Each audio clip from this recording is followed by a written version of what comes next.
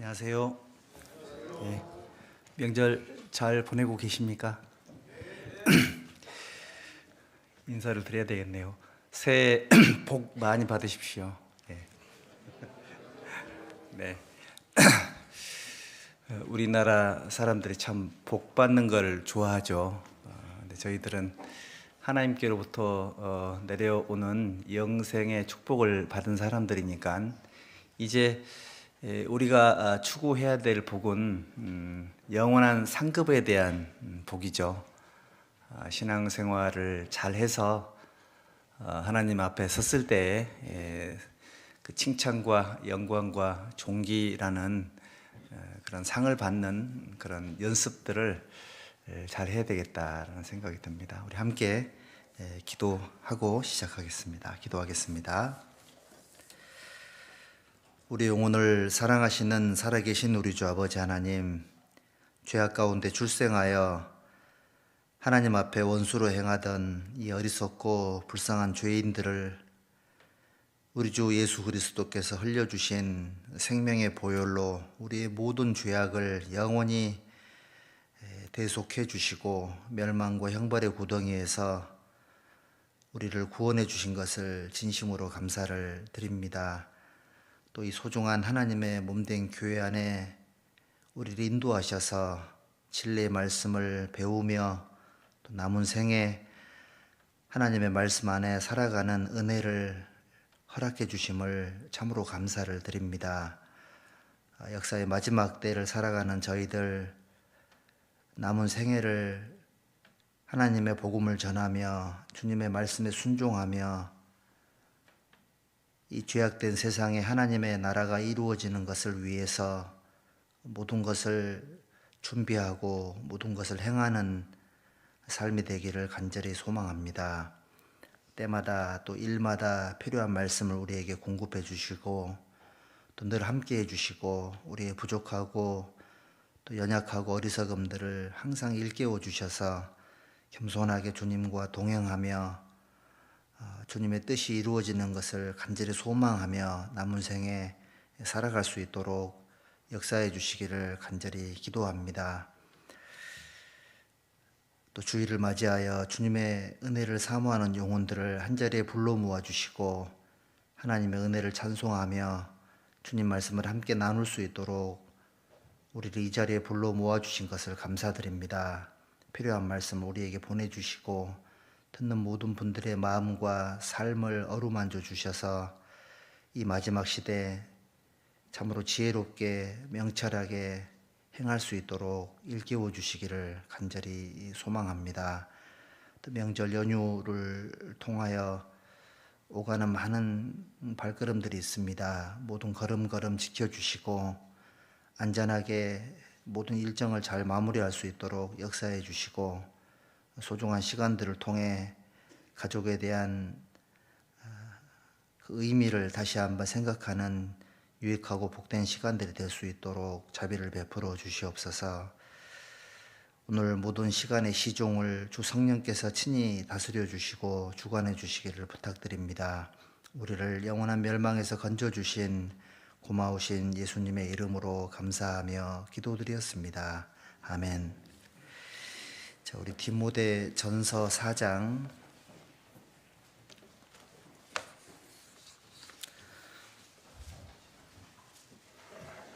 디모데 전서 4장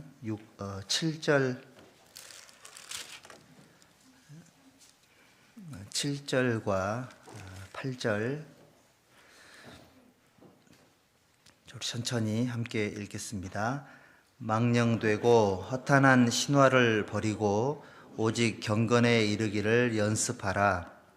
육체의 연습은 약간의 유익이 있으나 경건은 범사에 유익하니 금생과 내생에 약속이 있느니라. 네. 우리 서신서 중에 디모데 전후서하고 디도서는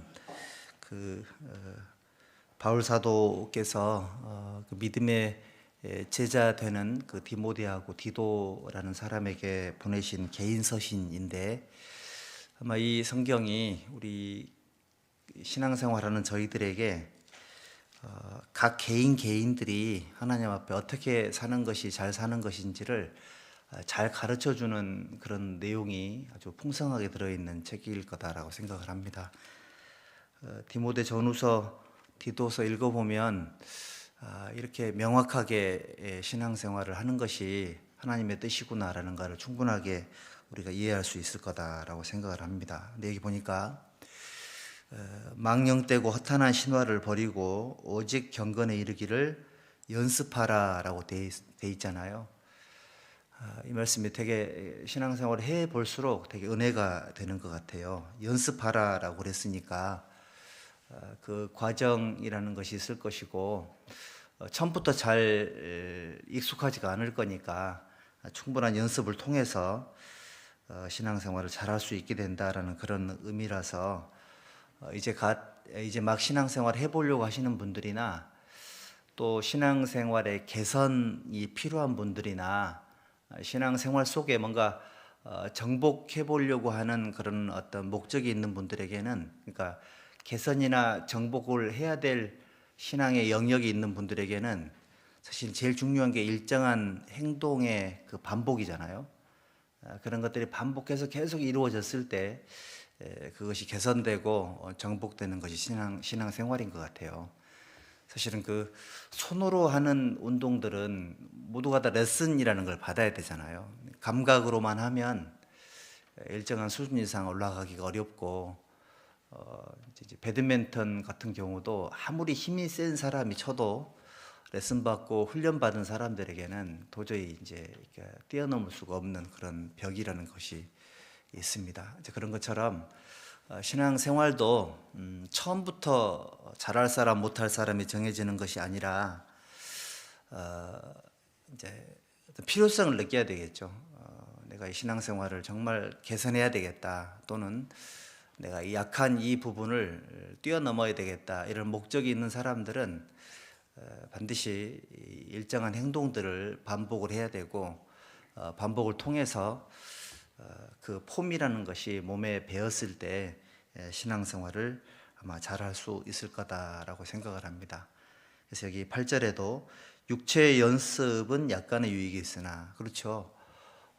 운동을 해보신 분들은, 또는 지금도 뭐 일정한 운동을 하고 계신 분들은 육체의 연습은 약간의 유익이 있지만 경건은 범사에 유익하니 금생과 내생에 약속이 있느니라.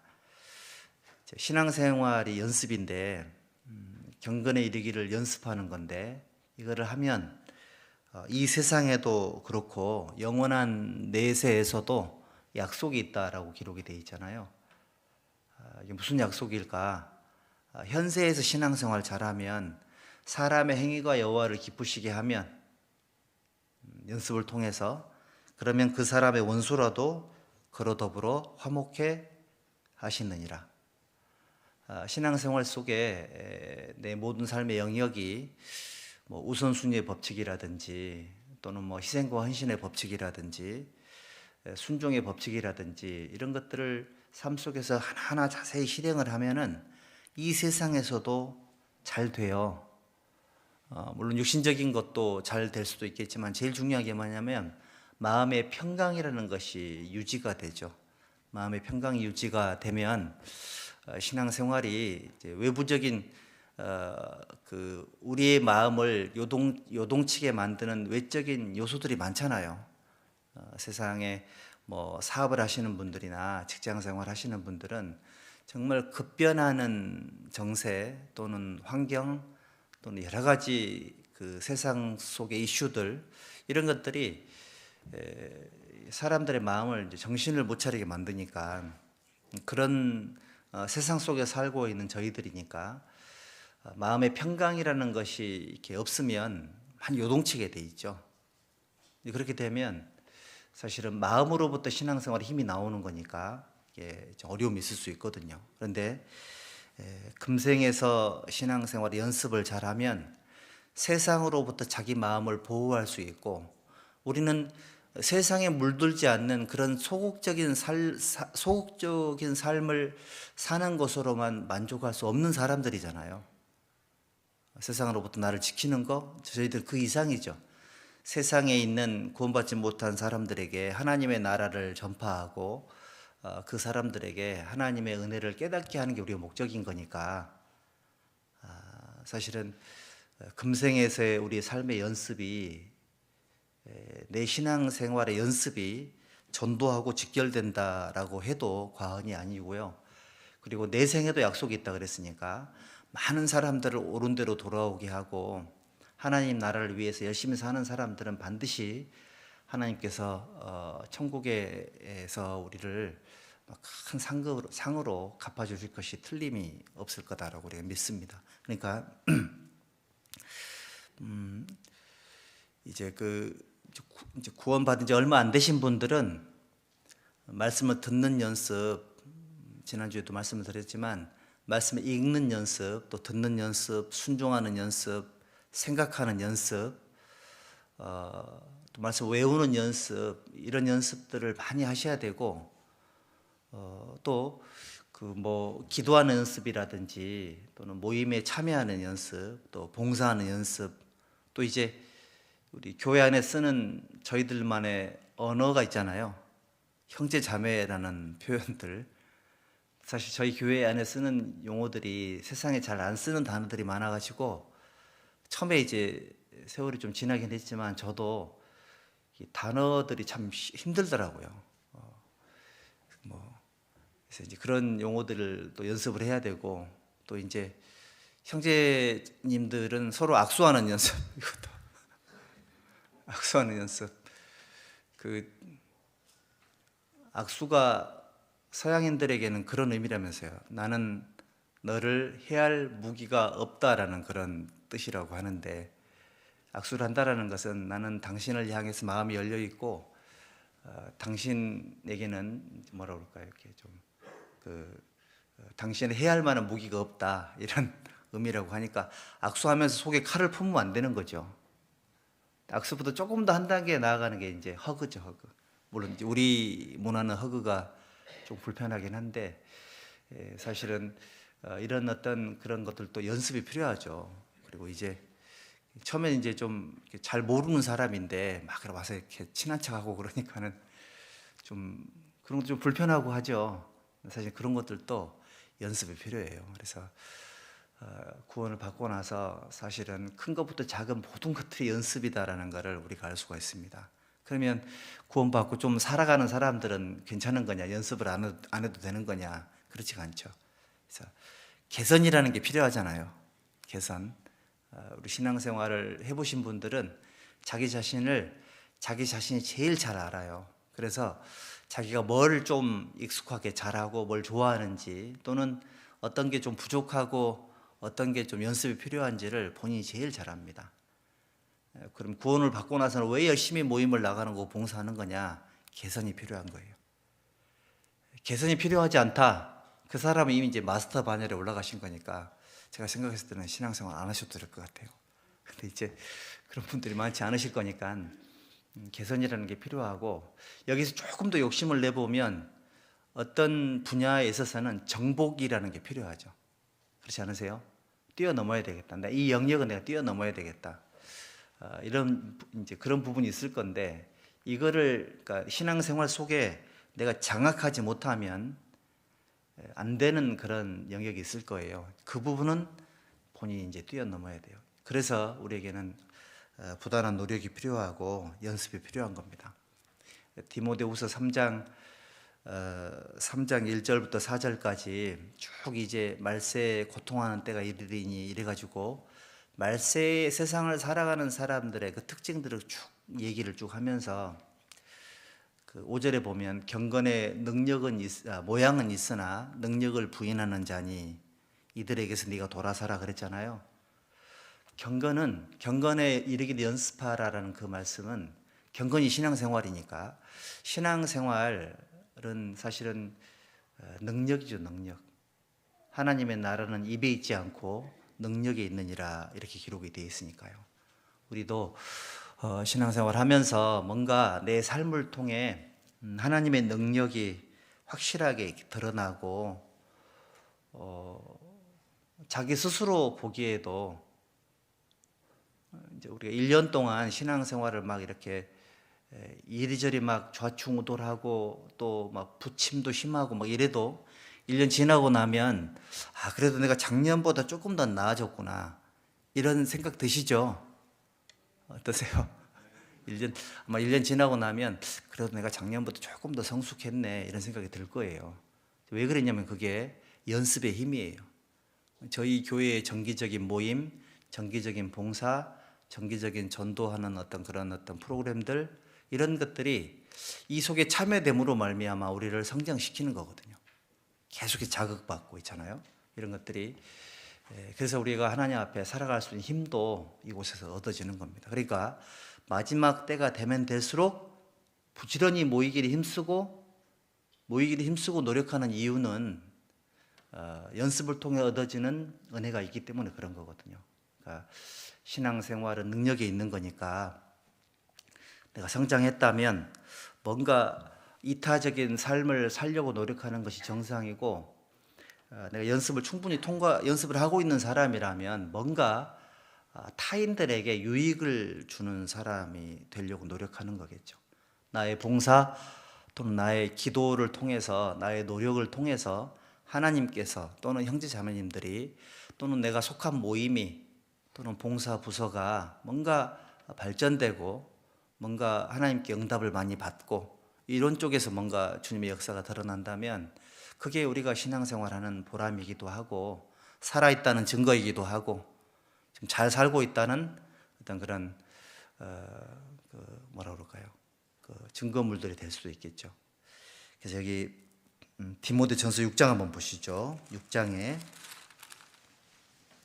보면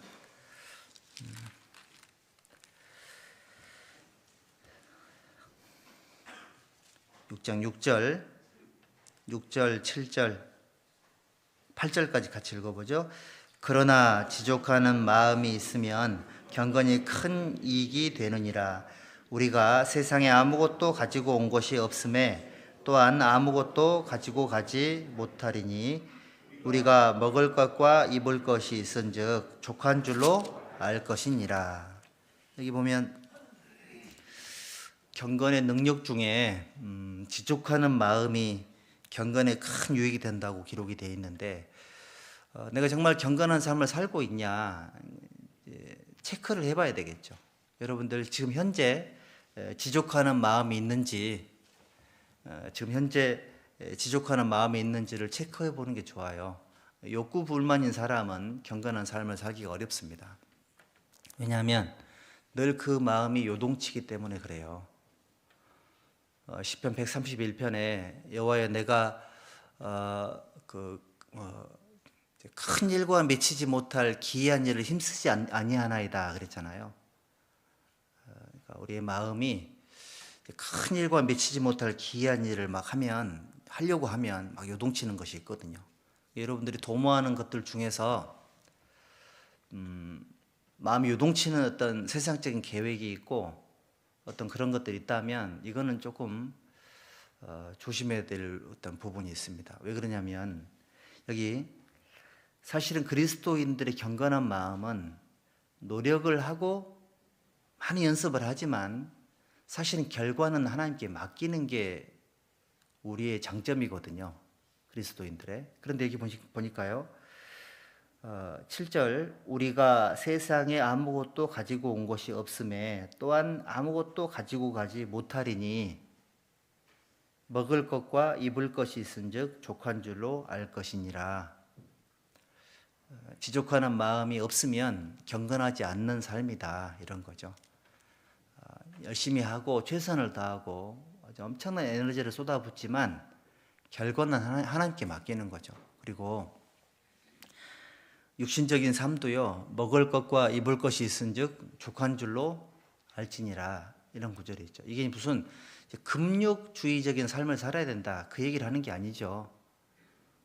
왜 사람이 가지고 싶은 게 없고 왜 가고 싶은 것이 없고 왜 먹고 싶은 것이 없겠습니까? 그런데 그걸 얘기하는 게 아니라 연습이 필요하다 그런 얘기죠.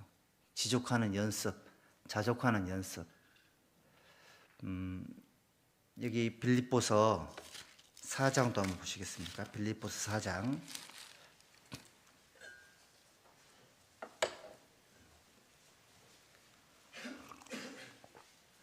11절에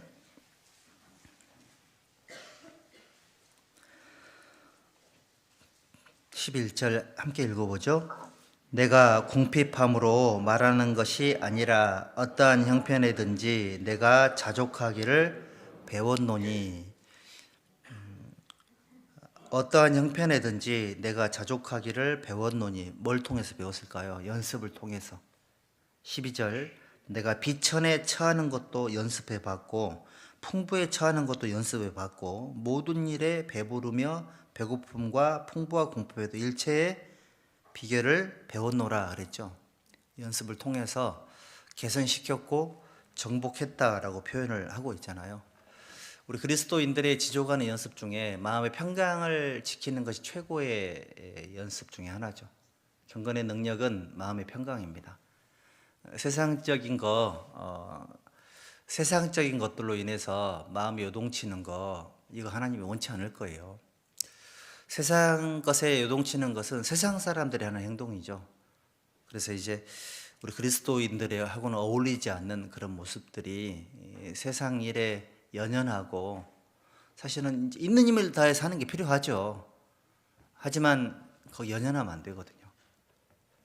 우리 청년 때도 우리 목사님들께서 가르쳐 주시기를, 월급이 작아도 퇴근 시간이 빠른 데를 들어가라 하더라고요. 월급이 작아도. 그러면 결혼하면 자매들이 싫어할 텐데요. 그래도 그렇게 하랍니다.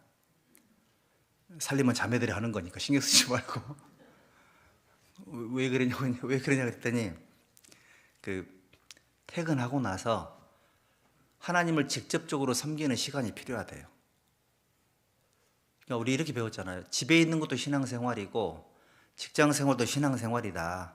근데 그거는 간접적인 거고, 직접적인 거 있잖아요. 직접 성경을 읽고 직접 모임에 가고 직접 봉사에 참여하고, 이런 삶이 하나님을 직접 섬기는 형태의 삶이라고 하시면서 그렇게 얘기해 주셨거든요. 그래서 이제 맞벌이는 꿈에도 못 꿨고, 그때 당시에는 그렇다는 겁니다. 지금 그렇다는 뜻이 아니라, 맞벌이 하는 형제들은 자매의 신앙을 망치는 사람이라고 이제 약간 좀 과격하긴 했지만, 그런 분위기도 좀 있었던 것 같아요. 물론 지금이야 모습이 서로 다르기도 하고 또 신앙생활에 성장을 했으니까 좀 달라지기도 했겠지만, 이제 그런 기준들이 뭐라고 그럴까요? 그러니까 그런 기준을 딱 이렇게 잡아주시니까 막연하게 부를 위해서 사는 것이 옳은 것이 아니다. 막연한 경제적인 어떤 그런 향상을 위해 사는 것보다 먼저 하나님 앞에 신앙적인 측면에 대한 기준을 확실하게 잡는 그런 계기가 됐던 것 같아요. 왜냐하면 기준이 없으면 자꾸 막 요동칠 수 있잖아요. 그래서 월급이 적어도 시간이 확보되면 신앙생활을 잘할 수 있고, 그러면 뭐가 문제가 될까요? 돈이 없죠. 저도 신혼 때 돈이 정말 없더라고요.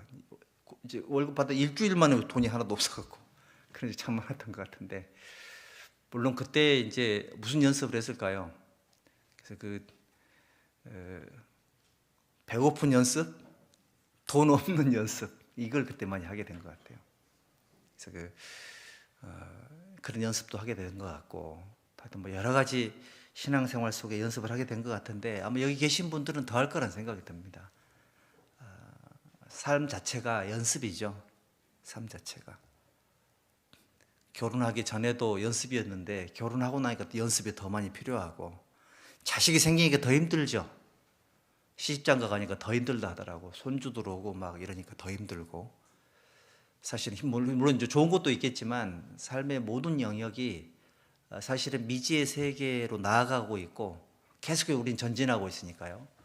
어떤 모습으로든 이런 모든 것들이 연습의 과정이다. 그래서 배우는 게 필요합니다. 배워야 되고 연습을 해야 됩니다. 자족하기를 연습해야 된다. 그래서 내가 진짜 지금 현재 육신적으로나 또는 신앙적으로나 현재 내가 자족하는 연습이 안 되면 사실은 그 마음 상태가 건강하지 못해요. 그러다 보면 감사함이라는 것이 이제 이루어지게 되고, 또 그렇게 살다가 보면 뭐라 그럴까요? 뭔가 내 주변에는 왜 이렇게 안 좋은 일만 생기는 건가, 이런 어떤 좋지 않은 생각도 하게 될 수도 있습니다. 경건의 능력 중에 그 자족하는 연습, 자족하는 거, 이것이 굉장히 중요한 능력이다, 이거 말씀드리고 싶고요. 야고보서 1장 한번 보십시다.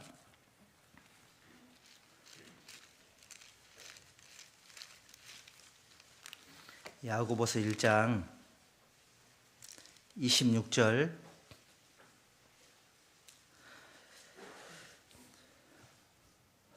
26절에 누구든지 스스로 경건하다 생각하며 자기 혀를 제갈먹이지 아니하고 자기 마음을 속이면 이 사람의 경건은 헛것이라. 여기 보면 누구든지 예외가 없다는 뜻이죠. 스스로 경건하다 생각하며, 사실 경건이라는 것을 이렇게 연습하는 사람이 자기의 경건한 삶에 만족이 있을 수는 없겠죠. 근데 이제 그렇게 생각한다는 겁니다.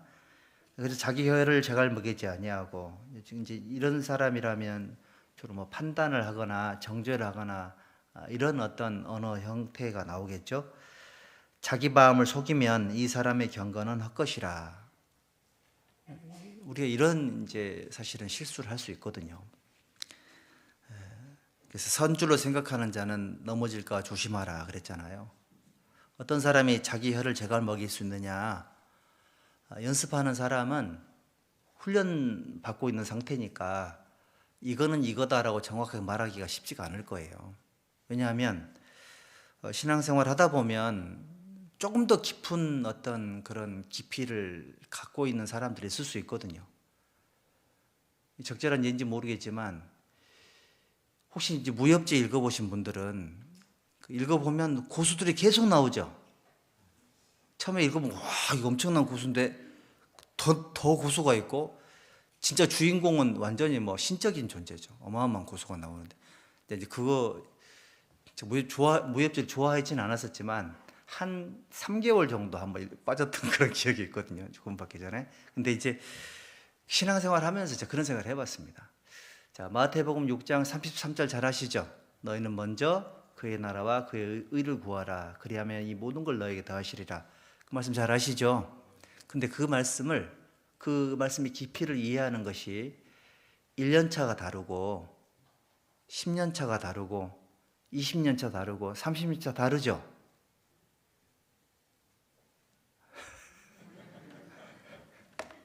그게 뭐냐면 점점 고수가 돼가고 있는 거예요. 그렇게 살다가 또 직장인들이 생각하는 그 말씀하고 사업하는 분들이 생각하는 그 말씀이 또 다르거든요. 또 사업하는 분들도 완전 실패하고 망했던 사람들은 또 달라요. 말씀마다 깊이가 달라요. 무슨 얘기일까요? 경건이라는 것은 여기 있는 것처럼, 여기 기록한 것처럼 스스로 경건하다 생각하는 것 자체가, 경건에 이르게 연습할 때 나는 이 정도 했으면 됐다, 그 생각 자체를 하지 말라는 얘기죠.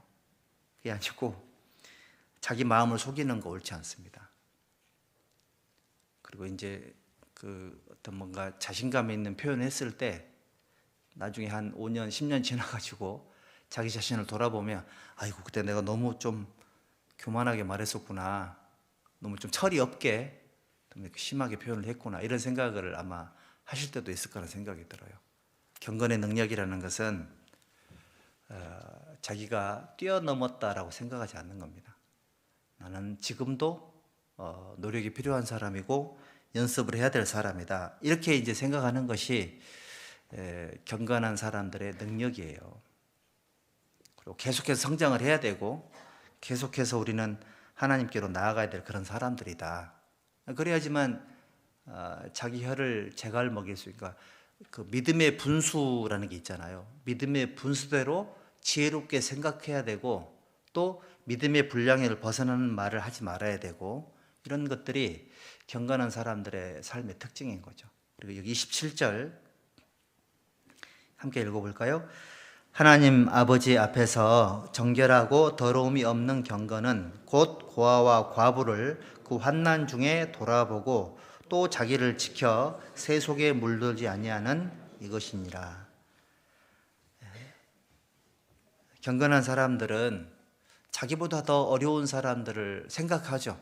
불쌍히 여기고 생각을 하는 겁니다.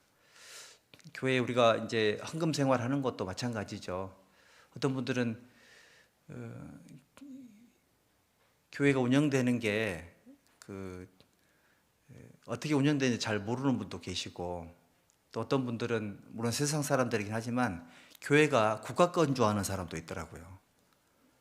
화장실 들어와가지고 자기 건물 국가교회 동사무소 같은 데 가가지고 화장실 들어가는 것처럼 이렇게 생각하는 사람도 있던데, 여러분들 사실은 우리 그리스도인들은 우리보다 더 어려운 사람들을 도와주려고 하는 그런 마음들 있잖아요.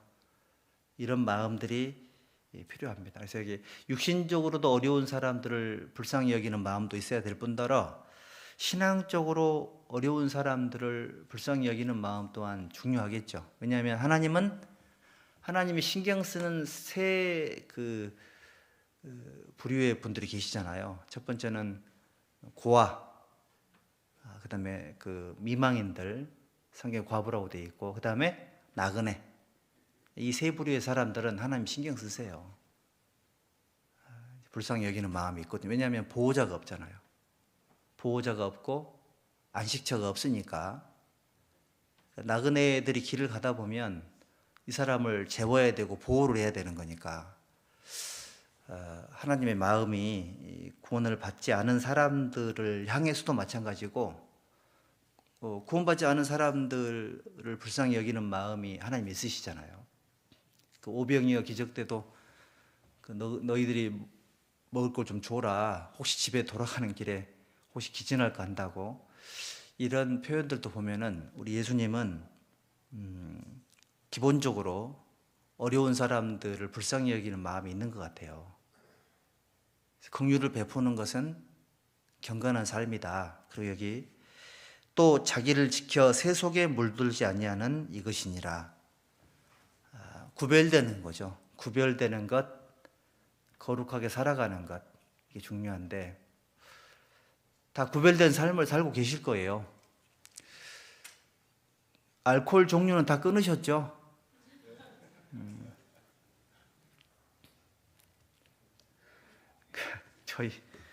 저희 소천하신 부친께서도 정말 술을 정말 잘 드셨거든요.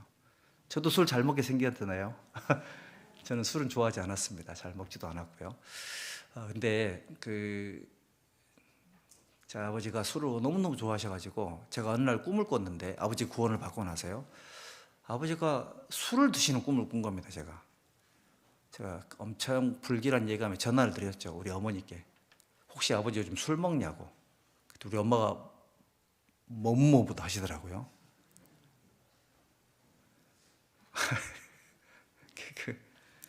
사실은 내 아버지가 작은 집에 갔다가 맥주 한잔 하더라. 저한테 딱 걸린 겁니다.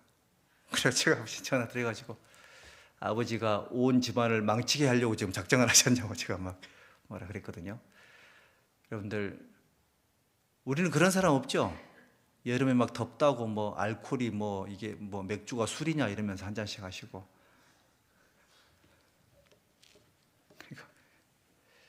모르겠습니다. 초대 교회 그리스도인들, 사도행전에 나오는 그리스도인들은 구원을 받자마자 누가 가르쳐 주지 않았어도 죄로부터 구별되는 힘이 굉장히 강했습니다.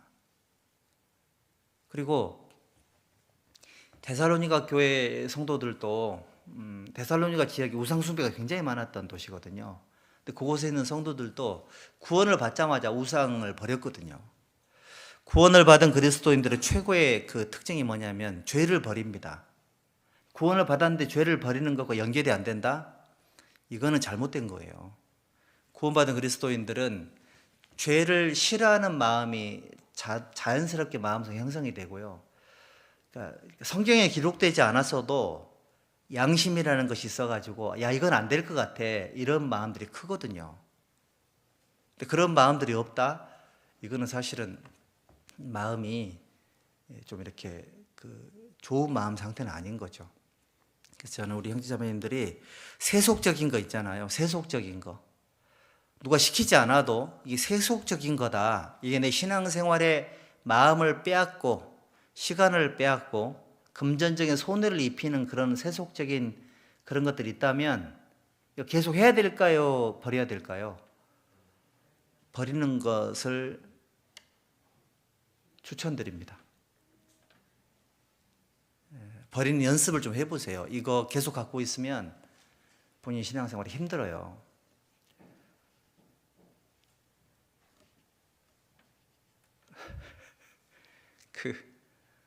동창회 모임이라든지 산악회라든지 이런저런 사회 활동들은 주로 주말에 많이 이루어지죠. 그러다 보면 주일날 시간을 많이 뺏겨요.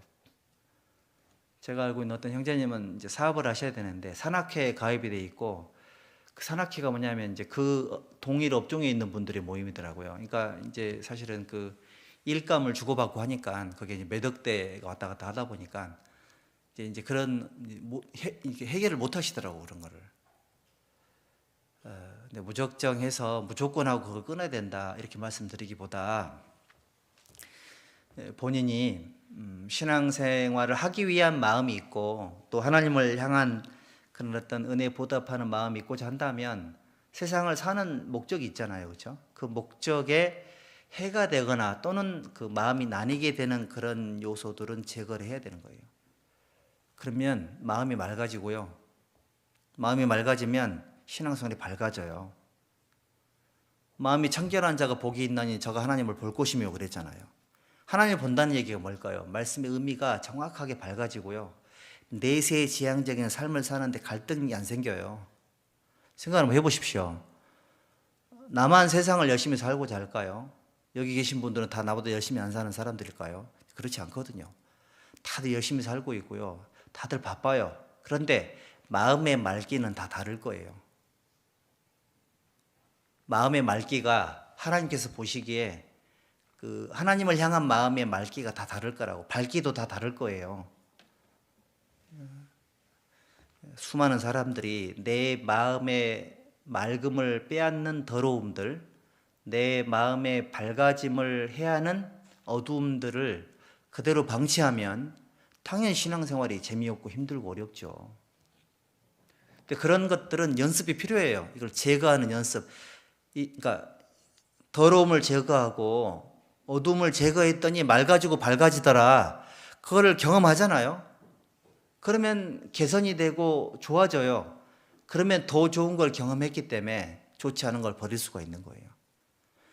좋은 걸 경험해보지 못한 상태에 자꾸 이렇게 그건 율법적인 거고요. 사실은 신앙생활은 되게 재밌고 좋은 거거든요. 여러분들 세속적인 것들 이거 제거해 가야 돼요. 시간 뺏는 거, 우리가 신앙생활 할 때 제일 중요한 게 모임인 거니까 교회가 정해진 모임에 정상적이고 또 꾸준하게 참여할 수 있는 그런 시간 확보를 하는 것이 연습이 필요합니다. 그리고 이제 혹시 주식 투자하는 분들이 계실지 모르겠는데 그거 너무 많이 마음을 뺏어가죠. 그렇지 않던가요? 나는 한 번도 해본 적이 없는데 제가 이제 불현듯 서문시장에 어떤 형제님 가게를 신방을 했는데 갔더니 그 모니터 앞에 계속 앉아 계시더라고.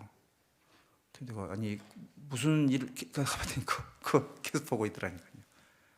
물론 이제 형제님이 여러 일들이 있긴 했었지만 이제 세월이 한참 지난 다음에 그거 마음 많이 뺏기지 않냐고 마음 많이 뺏긴다 하시더라고. 그게 뭐 우리나라 합법적인 재테크 형식인데 왜 교회에서 그것도 못하게 하냐 그렇게 말하면 할 얘기가 없고요.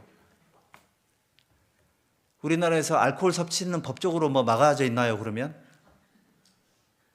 편의점에 담배 파는 거는 법적으로 뭐 보장 안 돼 있는 건가요? 잘 생각 한번 해보세요. 우리에게는 뭐가 있냐면 속에 성령이 계시니까 성령이 계셔서 딱 들어보면 내가 뭔가 마음에 걸리고 야 이건 좀 문제가 될 것 같다. 본인이 알까요? 모를까요? 알게 돼 있거든요. 그걸 모른다?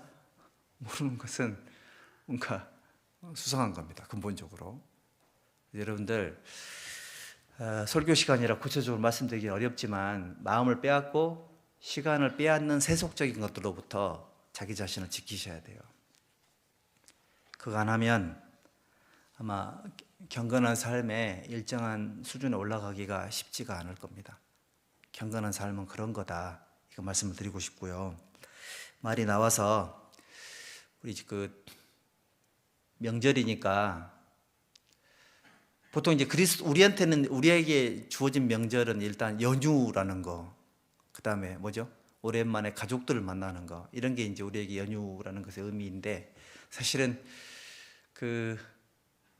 추석도 그렇고 설날도 그렇고 차례라는 걸 지내죠. 차례를 지내고 제사 형태 이런 걸 지내는데, 이런 부분들도 제가 오늘 12시에 끝낼 겁니다. 12시에 끝낼 건데 잠깐만 좀 말씀을 좀 드려야 될 것 같아요. 여기 아마 많이 들어서 아시겠지만 하나님이 제일 싫어하는 것 중에 하나가 우상숭배입니다. 아시죠? 그럼 하나님 왜 우상숭배 싫어할까? 나 말고 다른 신을 사랑하니까? 물론 그런 것도 이유가 있겠죠. 그런데 사실 그거보다 더 중요한 게 뭐냐면 이겁니다. 우상숭배에 빠지면 항상 잘못된 선택을 해요. 그리고 우상숭배에 빠지면 어떤 문제가 생기냐면 죽음을 건너갈 때에도 희망이 없거든요, 사실은요. 그러니까 이게 우리 여기 신명기 5장 한번 보실랍니까? 신명기 5장에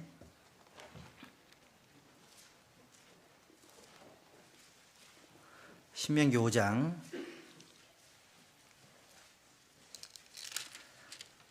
6절 5장 6절에 나는 너를 애굽 땅에서 종 되었던 집에서 인도하여 낸 너희 하나님 여호와로라.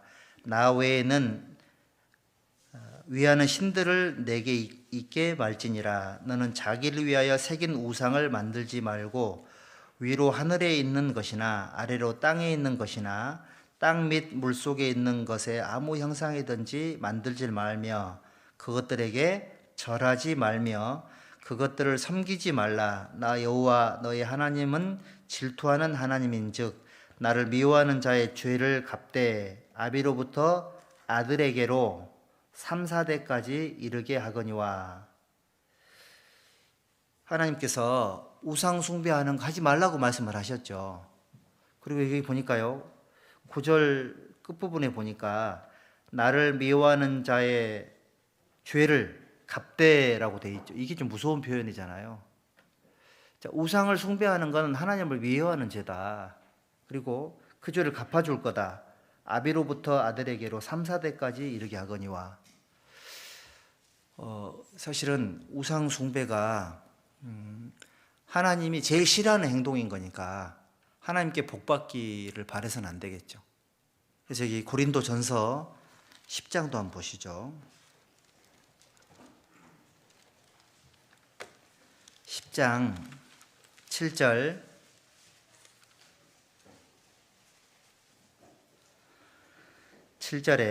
저희 중에 어떤 이들과 같이 너희는 우상 숭배하는 자가 되지 말라. 기록된 바 백성이 앉아서 먹고 마시며 일어나서 뛰논도 함과 같으니라.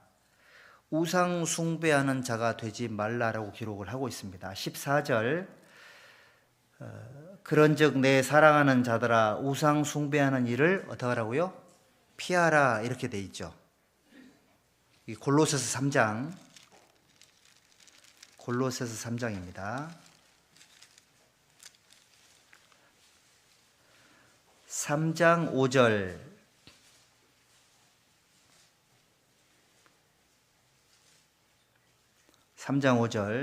함께 읽어볼까요?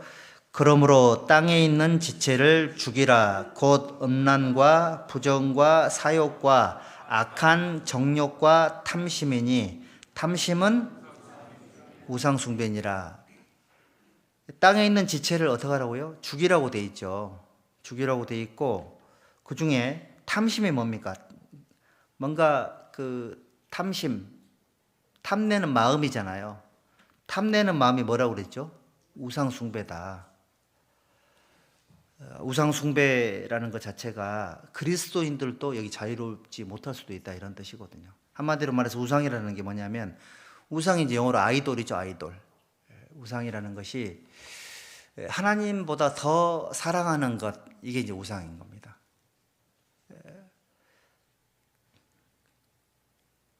여기 이 중에 이제 그 조상 숭배라는 것이 있죠.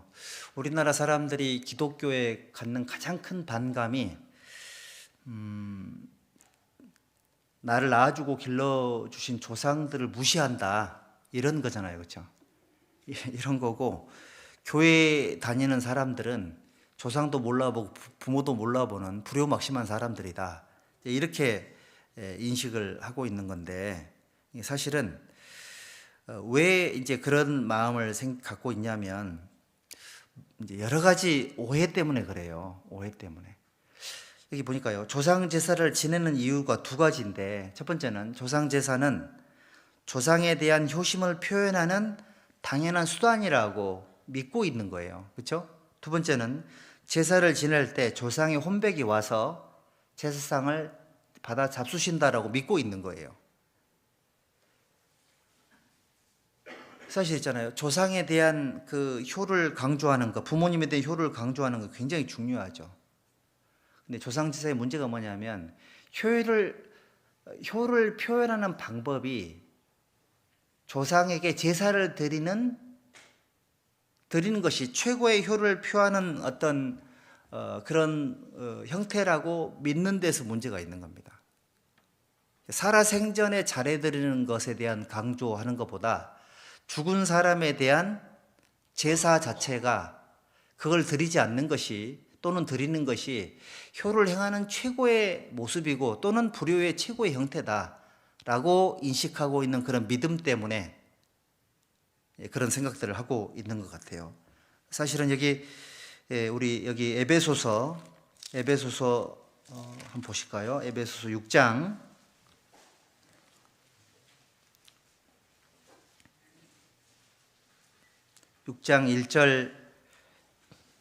1절부터 3절까지 함께 읽어봅시다. 자녀들아, 너희 부모를 주 안에서 순종하라. 이것이 옳으니라.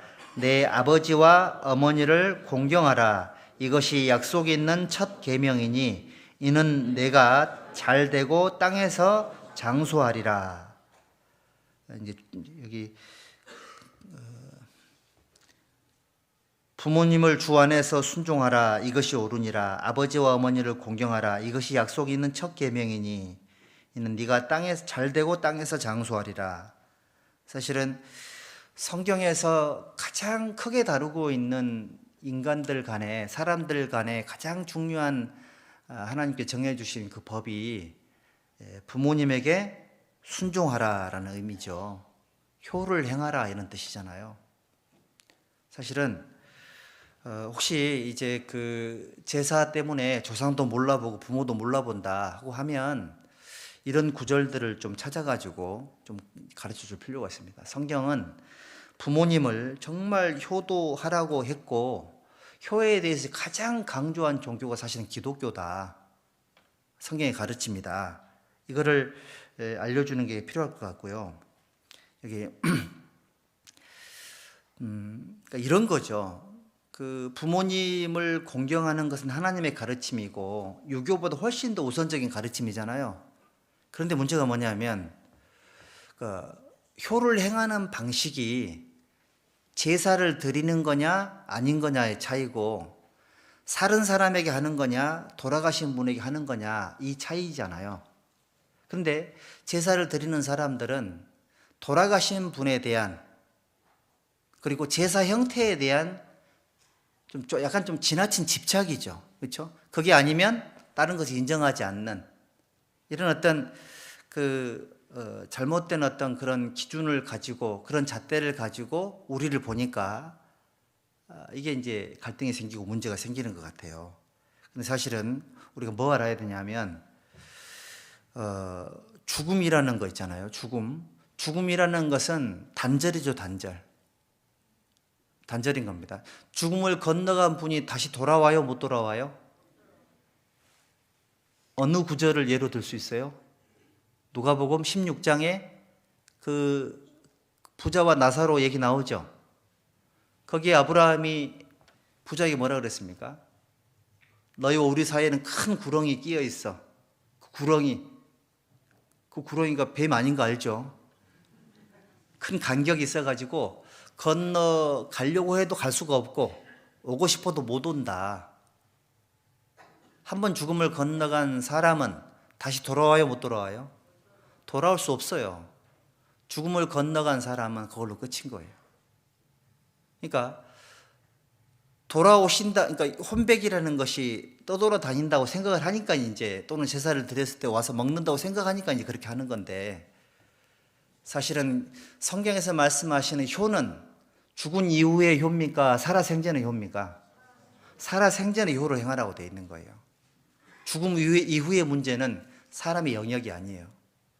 죽음 이후에 살아생전의 최고의 효를 행하는 게 뭘까요? 전도해서 구원을 받게 하는 거죠. 천국으로 모시는 게 최고의 효인 겁니다. 왜 그러냐면 죽음을 건너가 버리면 그거는 우리 영역이 아니에요. 성경에서는 죽음을 건너가면 다시는 돌아올 수 없다라고 기록을 하고 있거든요.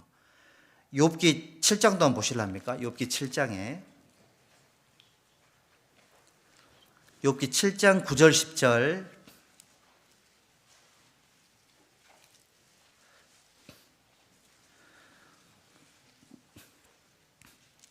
구름이 사라져 없어짐 같이 음부로 내려가는 자는 다시 올라오지 못할 것이오니 그는 다시 자기 집으로 돌아가지 못하겠고 자기 처소도 다시 그를 알지 못하리이다. 죽음을 건너가면 다시는 돌아올 수도 없고 그걸로 끝이다는 얘기인 겁니다. 그래서 우리가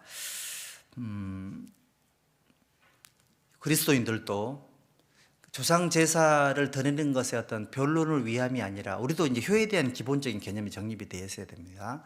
우리 그리스도인들도 부모님에게 효를 다하는 것은 우리가 할 수 있는 최고의 선행이다.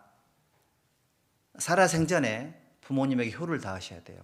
반드시 구원을 받게 해드려야 되고, 그리고 효를 다하는 것이 정말 중요하다라고 우리도 이제 믿고 있다. 성경의 가르침이기도 하고, 그리고 살아생전에 해야 되는 거다.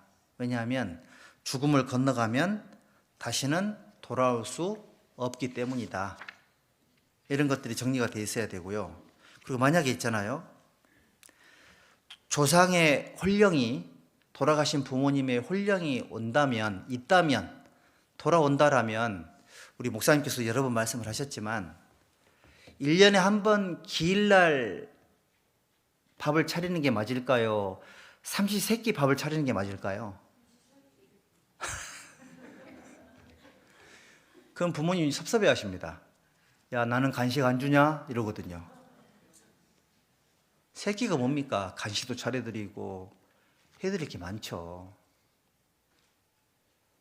과거에는 뭐 부모님 돌아가시면 3년상을 치르고, 또 어떤 사람들은 묘 옆에서 막 사는 사람도 있었잖아요. 요즘은 3년상을 지냅니까? 3일장을 지냅니까? 3일장도 지내고요. 상복도 3일 탈복을 하죠. 상복도요. 여러분들, 돌아가신 혼령이 돌아오신다면, 만약에 돌아온다면 사실은 기일날 제사 드리는 게 하루만 지내는 게 옳지 않아요. 그랬더니 어떤 분이 그러던데, 원래 혼령은 1년에 한 번만 먹으면 된다고. 그건 말이 안 되는 소리고요.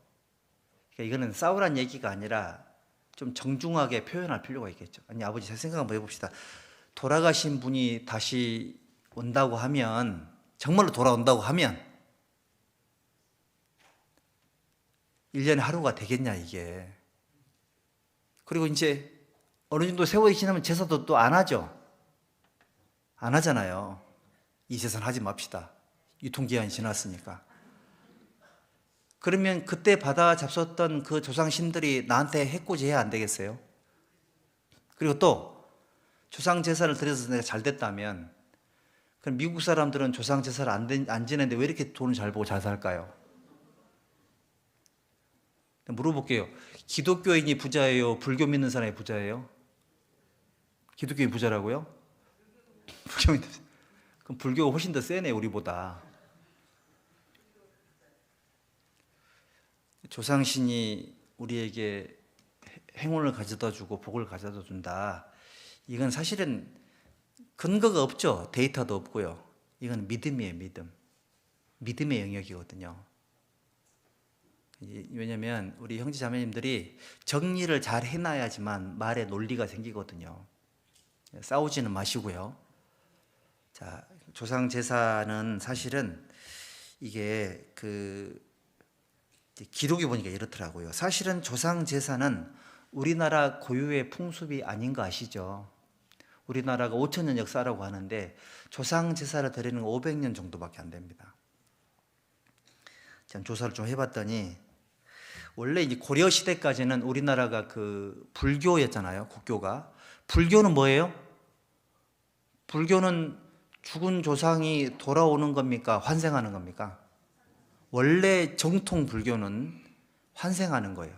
그러니까 죽은 조상이 다시 돌아온다. 이거는 불교가 안 맞는 거예요. 그래서 고려 시대 때는 조상 제사 드리는 이런 거 없었거든요. 살아생전에 공덕을 쌓아서 죽은 이후에 좋은 쪽으로 환생하는 게 불교의 목적인 거니까. 그런데 조선시대 때 사실은 유교라는 것이 이제 정착이 되게 된 겁니다. 그래서 여기 보니까요. 이렇게 되어 있습니다. 전통 불교는 조상신이 이 세상에 온다는 가정을 앞세운 제사 같은 풍습을 인정하지 않았고, 현재 절에서 보이는 제사는 조선시대를 거치면서 유교의 풍습이 불교에 스며들어서 생긴 기형 현상이랍니다. 그러니까 절에서 제사 드리는 게 원래 불교가 추구하는 것과 안 맞아요. 그렇잖아요. 그렇죠? 죽으면 뭔가 다시 환생을 해야 되는데 죽은 조상이 그대로 온다? 이거는 이제 원래 불교랑 안 맞는 겁니다. 그래서 불교를 억압하고 유교를 숭상한 조선시대에 와서야 중국의 앞선 제사법이 본격적으로 소개되게 되었고, 처음에는 조선 중심과 일부 양반들 사이에서만 권장되게 되었답니다. 우리 그 사극 보면 종묘 사직 이 얘기 나오죠. 종묘라는 게 조상신이에요. 사직은 땅의 신을 말하는 겁니다. 조상신, 땅신 이걸 의미하던데 조선시대 때 우리나라에 정착이 된 게 틀림이 없어요. 그럼 불교는 왜 유교를 그 제사법을 받아들였을까요? 죄송하지만 먹고 살라고, 살아남으려고 이렇게 된 거죠. 그러니까 기준이라는 것 자체가 없다 보니까 이렇게 세속에 맞게끔 자꾸 변화하는 거예요. 천주교 같은 경우도 천주교가 어떤 나라에 들어가면 그 나라의 토속 신화하고 딱 유착이 돼요. 신기하더라고요. 우리나라에 들어오면 제사 지내죠. 일본에 가면 또 일본식으로 제사를 지내고요. 희한하게 이렇게 토속 종교랑 딱 유착이 되더라고요. 그러니까 왜 그런 거냐? 뭐 고민할 거 없습니다. 그 신이나 위에 올라가면 똑같아요. 누구예요? 사탄의 지배를 받고 있는 영들이기 때문에 똑같습니다. 올라가 보면, 조사를 해보면. 그래서 조상 제사도요, 잘 들어보세요. 원래 조상 제사는 그 은나라의 조갑이라는 왕이 딱 보니까는 이게 제사들이 많은 겁니다. 많아가지고 야, 그런 제사 지내지 말고 조갑이라는, 그러니까 우리 집안의 직계 조상들에게만 제사를 지내. 이렇게 제도 정비를 했다고 해요. 그래가지고 이게 쭉 세월이 지나면서 이제 조금 유력한 집안의 족장들도, 왕족뿐만 아니라 족장들도 제사를 드릴 때 우리 집은 훌륭한 가문이니까 우리 집은 제사를 드린다. 근데 족장들에게 제사를 드렸던 거예요. 살아있는 사람을 앉혀놓고. 살아있는 사람 앉혀놓고 그렇게 제사를 드렸는데, 나중에 쭉 세월이 지나면서 족장들만 제사를 지내는 게 아니라 이제 평민들도 돈이 좀 있는 사람들은 우리 집도 제사를 드리자.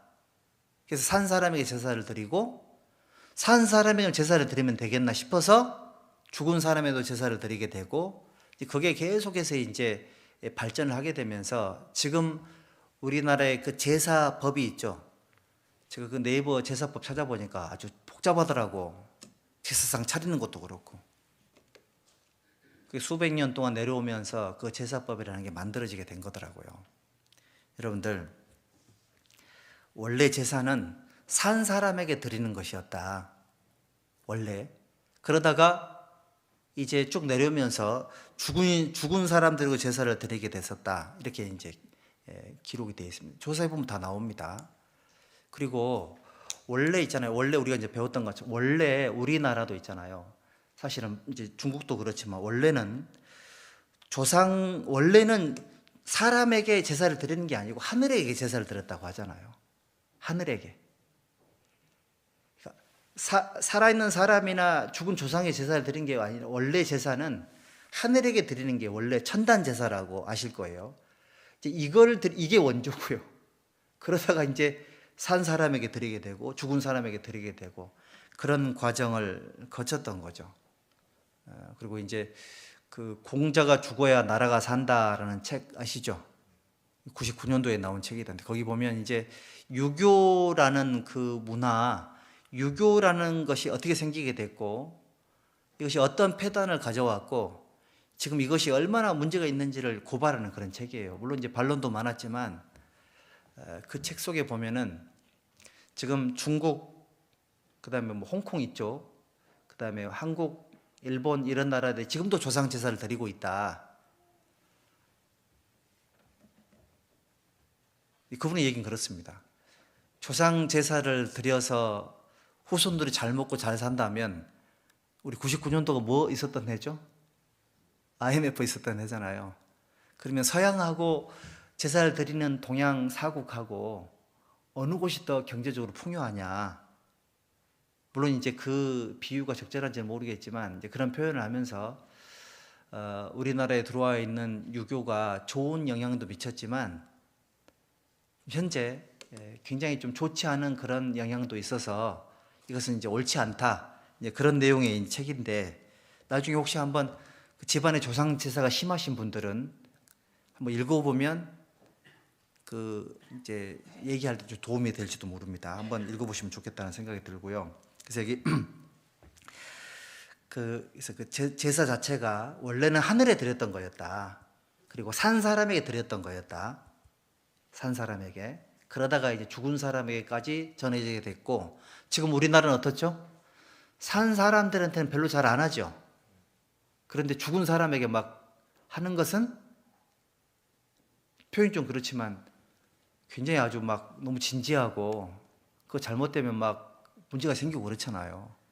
그것 때문에 부부싸움도 하게 되고 집안에 다툼도 생기게 되고 이런 것들이 사실은 뭔가 기준이라는 게 잘못되어 있어서 그런 현상이 생기는 거 아니겠나 이렇게 좀 말씀드리고 싶고요. 그러면 우리 그리스도인들은 산 사람에게 잘하고 구원받게 하는 것도 맞지만 그러면 구원받고 돌아가신 우리 가족들을 위해서 아무것도 안 하는 거냐? 어떻게 하고 계세요? 기일날 돌아가신 부모님들 기일 되면 가족들끼리 한 번씩 모이죠. 한 번씩 모이시고 모이셔서 뭐 하시죠? 상 차려놓고 절해요? 그리스도인들은 항상 이거 알아야 됩니다. 살아있는 종교니까 살아있는 신앙이니까 저희들은 살아있는 분들에게 잘하셔야 돼요. 저희가 기일날 모이는 것도요. 추도식은 추도 예배라고 하는데 그거는 혹시 이제 믿지 않는 가족들이 있으면 그분들을 위해서라도 기독교식의 어떤 추도식이 필요하겠죠. 그렇게 하시는 분도 있을지 모르겠는데요. 절차에 따라서. 근데 이런 경우가 있습니다. 추도식을 한다고 하는데 돌아가신 분 밥까지 차려놓고 하는 분들이 계시더라고요. 그런 분이 계세요? 그거는 그리스도인들이 옳지 않습니다. 본인이 한 개 더 먹으려고 옆에 떠놓는 거 괜찮아요.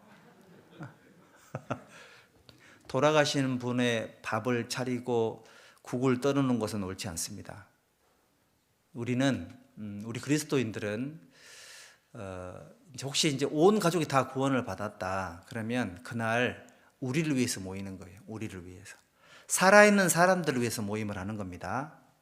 혹 가족 중에 구원받지 않은 분이 있다. 그런 경우에라면 일부러라도 돌아가신 그 아버님이나 어머님의 당시의 육성이라든지 사진이라든지 좋은 추억들이 있죠.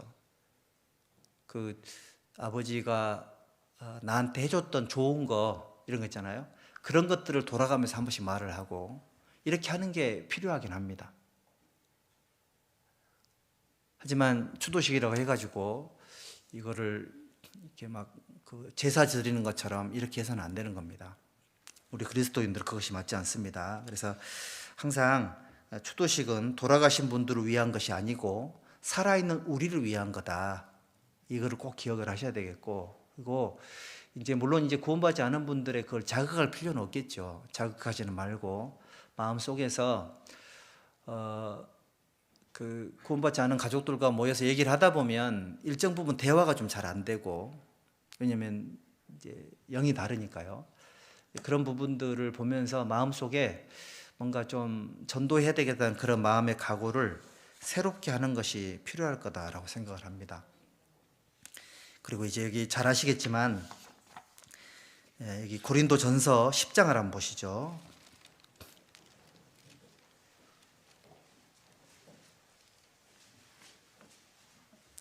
10장 20절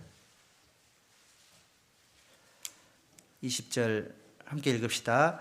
대저 이방인의 제사하는 것은 귀신에게 하는 것이요 하나님께 제사하는 것이 아니니 나는 너희가 귀신과 교제하는 자 되기를 원치 아니하노라. 21절 같이 읽어보죠.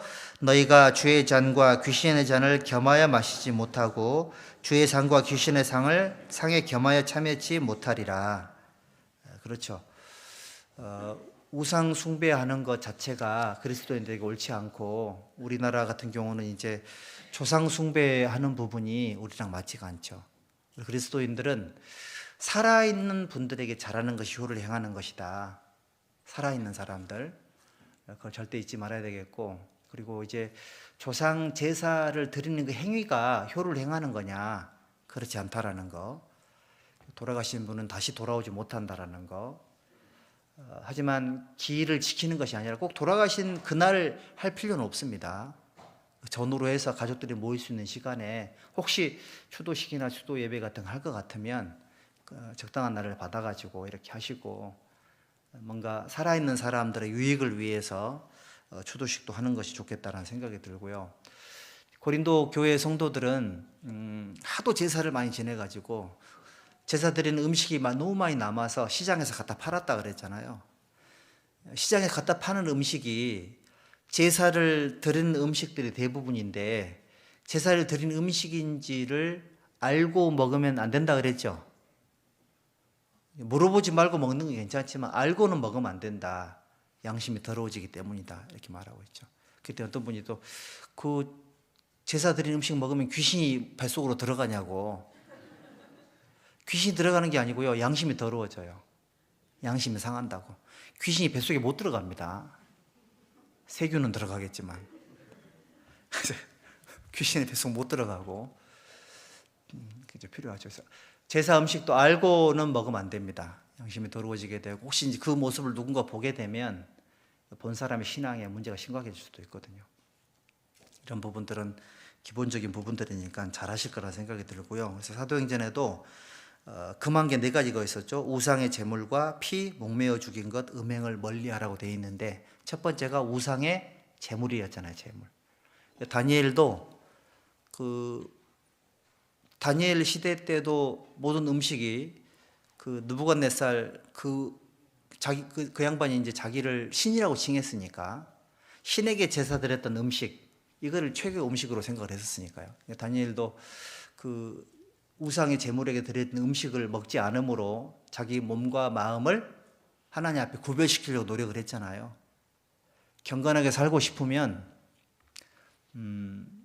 영적인 것 또는 정신적인 것, 육신적인 것, 이 모든 것들로부터 자기 자신을 지키려고 노력하는 것이 경건하게 살아가는 비결이에요. 어둠과 빛이 공존하지 못하고요. 선과 악이 공존할 수가 없습니다. 또는 그리스도인들은 이 양심이 너무 이렇게 밝고 맑기 때문에 조금만 문제가 생겨도 마음속에 좀 어려움이 생기거든요. 여러분들이 신앙생활 잘하고 있다라는 것이 뭐냐면 양심이 밝아지는 거예요. 양심이 밝아지는 건데 그 밝아진 양심이 어디로부터 시작이 되는 거냐? 구별되는 것부터 시작이 되는 겁니다. 내가 거룩하니 너희도 거룩할지니라. 레위기 읽으셨죠? 지금 구역별로 레위기 진도가 다 나갔을 텐데 레위기 주제가 뭐예요? 제사? 거룩. 거룩이 거룩. 그러니까 사람은 하나님과 다르잖아요. 사람은 죄인이고 하나님은 거룩하신 분이니까 사람이 하나님과 교제하려면 뭐가 필요해요? 제사가 필요하다. 피제사가. 왜요? 거룩하게 만들기 위해서. 그래서 레위기의 주제는 거룩입니다. 거룩. 거룩하게 사는 것이 경건하게 살아가는 최고의 비결 중에 하나이다. 이런 말씀을 드리고 싶습니다. 기도하겠습니다. 하나님 감사합니다. 우리 영혼을 건져주시고 영원한 생명과 소망 주신 것을 감사합니다. 오늘 하나님의 말씀을 통해서 경건한 삶의 능력에 대해서 한번 생각해 보았습니다. 우리 남은 생에 우상으로부터 또는 탐심으로부터 우리를 구별해서 하나님 앞에 더욱 거룩하게 사는 연습을 하기를 원합니다. 남은 생에 하나님 쓰심에 합당한 깨끗한 그릇들이 되어서 끝까지 하나님의 이 교회에서 쓰임받고 낙오되지 않도록 도와주시고 인도해 주시옵소서. 우리의 모든 남은 생에 전능하신 하나님께 의지합니다. 예수님의 이름으로 감사하며 기도드렸습니다. 아멘.